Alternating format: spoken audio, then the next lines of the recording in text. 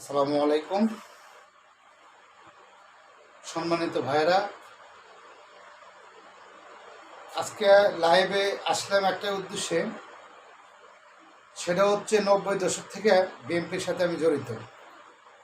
2019 সালে ঝিনাইদহ মামলাতে আমাকে কাস্টডি করে ঝিনাইদহ মামলাতে আমাকে এক পর্যায়ে থানায় লেজার টর্চিং করে আমাকে পঙ্গু বানায়। এই বিষয়টা নিয়ে বিএনপির অনেক ঊর্ধ্বগত কর্মকর্তাকেও আমি জানাছি, তারা আমার জন্য কোনো চেষ্টা করেনি এবং অনেক মিডিয়ার কাছেও গেছে এটা প্রচার করার জন্য কোনো চেষ্টা করেনি। মিডিয়ার ভাইরা টাকা ছাড়া কোনো কিছু প্রচার করে না, টাকা দিলেও প্রচার করে না তারা।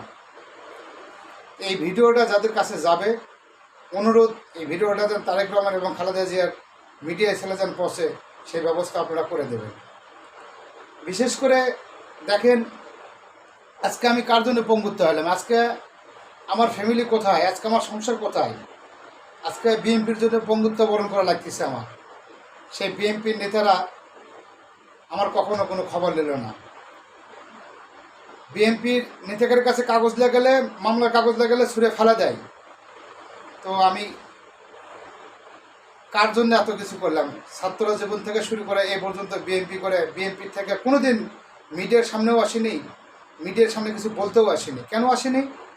যাক, দরকার নেই কোনো কিছু বলার। আজকে আমি দেওয়ালার সাথে পিঠে আমার ঠেকে গেছে বিদায় আজকে আমি মিডিয়ার সামনে আসে কথা বললাম।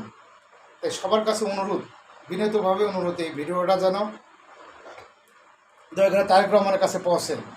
আমার ঝিনাইদহ থানাতে আমাকে লেজে প্রচণ্ড টর্চিং করা হয়। টর্চিং করার পরে এই পাওয়াটা আমার পঙ্গু হয়ে গেছে। তো আস্তে আস্তে যদি মাসখানেকের মধ্যে যদি আমি পায়ের অপারেশন না করতে পারি, আমার পাওয়াটা একবারে পঙ্গু হয়ে যাবে। এই পঙ্গুত্ব বরণ শুধু বিএনপির জন্য, এর দায়ীভার সম্পূর্ণ বিএনপি। বিএনপি আমার কোনো দিন খবর নেয়নি, আর সমস্ত দায়ীভার বিএনপি।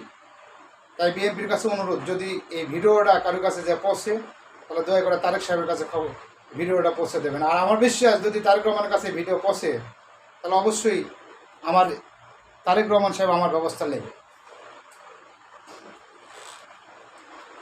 তাই সবার কাছে অনুরোধ, আমার এই ভিডিওটা বেশি বেশি করে শেয়ার করে দেবেন যেন তারেক রহমানের কাছে পৌঁছে।